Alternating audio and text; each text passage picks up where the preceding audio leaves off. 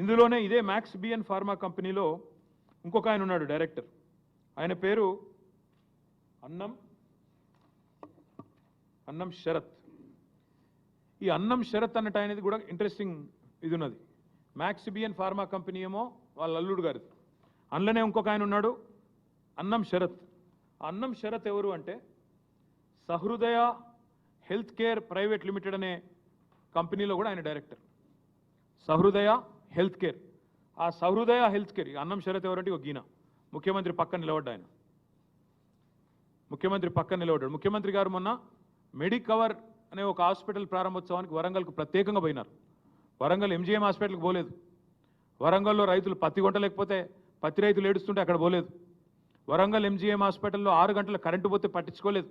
కానీ ఒక private hospital Medicover hospital ప్రారంభోత్సవానికి ముఖ్యమంత్రి గారు హెలికాప్టర్లో పోయినారు. ఎందుకబ్బా ఈయన మీద ఇంత ప్రేమ అని మేము తవ్వి చూస్తే ఈ అన్నం శరత్ అంటే ఆయనే గొలుగూరి సత్యనారాయణ రెడ్డి అని ముఖ్యమంత్రి గారు అల్లుడు. ఇద్దరు co directors max BN pharma company. Medicover hospital ఏదైతే ఉన్నదో నాకు తెలిసినంత వరకు, నాకున్న అవగాహన ఉన్నంత వరకు రేవంత్ రెడ్డి గారి వ్యవహారం మనందరం కూడా చూస్తూ ఉన్నాం కాబట్టి మొన్న ఒక యూనిట్ పెట్టింది బెంగళూరులో. దాన్ని స్వయంగా డీకే శివకుమార్ గారు పోయి ప్రారంభించినారు. మరిగా దాని వెనకాల ఉన్నదెవరో, ఆ మెడికవర్ హాస్పిటల్ అక్కడ ఉన్నది ఎవరిదో కూడా ప్రజలు అర్థం చేసుకుంటారని ఇదంతా చెప్తా ఉన్నా. ఎందుకు చెప్తా ఉన్నా ఈ అన్ని వివరాలు ఇంత వివరంగా అంటే ఇవాళ ఫార్మా విలేజ్ల పేరిట జరుగుతున్న వికృత భూసేకరణ ప్రక్రియ ఏదైతే ఉన్నదో, ఇది మన ఆయన డీకే శివకుమార్ గారు అక్కడ మెడికవర్ ఓపెన్ చేసిన ఫోటో ఏది బెంగళూరులో.